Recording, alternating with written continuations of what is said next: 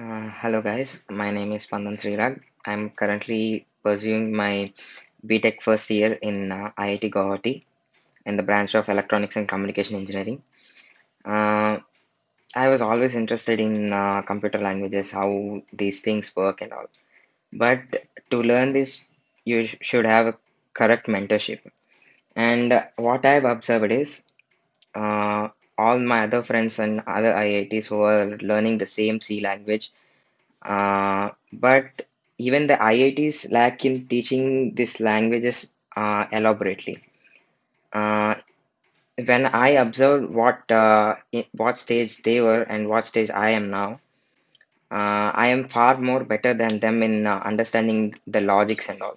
So it's not always about learning the syntax of the language, but you should develop the logic.